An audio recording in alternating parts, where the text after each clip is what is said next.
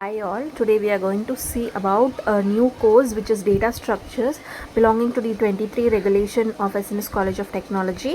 So here we are going to start with the first unit. The first unit is about abstract data types, and the topic we are going to see is also abstract data type, which is the first topic in the first unit.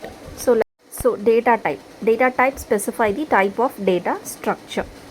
What type of data structure? We are going to store the data in the way how to easily organize the data and how to manipulate it. So this includes data type. So we can classify the data type into primitive data types like integer, float, double, or abstract data types like list, stack, queue. So when compared with the primitive data types, the abstract data types are complex data structure, while primitive data types are basic data types.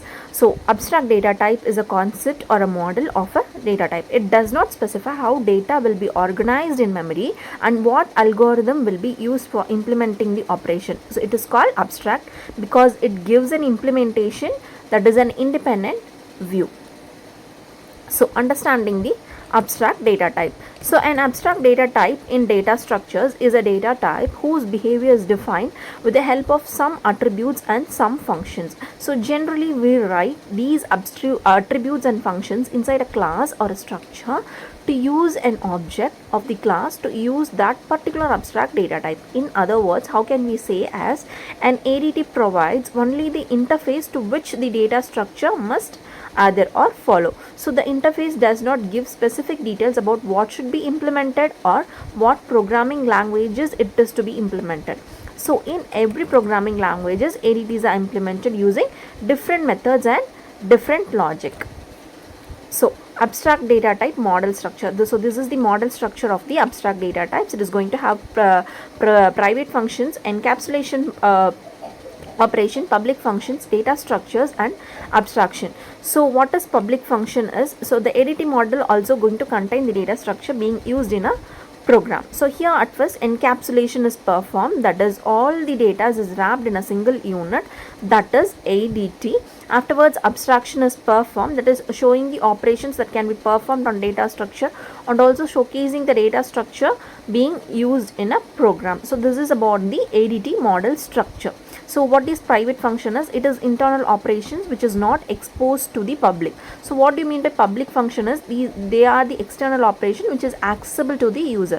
What do you mean by encapsulation is, writing data into a single unit. So data structure, organization of data within the program. So how we are going to organize our data in order to access it easily and in order to manipulate or delete or what are the operations we want to perform on the data. If we storing in a particular data structure, it is easy for us to handle those data. So next abstraction is showing only the operations which are needed to the customer. So this is called abstraction. So this belongs to the ADT model structure.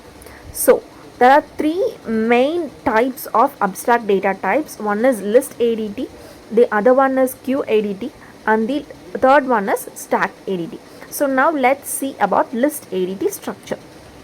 So lists are linear data structure stored in a non-continuous manner. So the list is made up of a series of connected nodes that are randomly stored in the memory.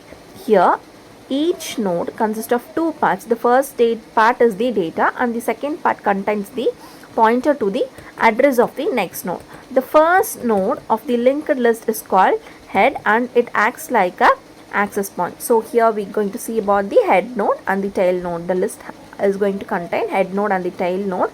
The head is going to contain two parts. One is data part and the pointer part, which is going to point towards the next cell. So tail, so it is going to point to the null. So the first node of a linked list is called head and it is going to act as an access point.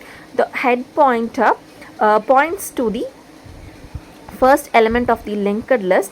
The last node is called the tail node and it is going to mark the end of the linked list by pointing to a null value.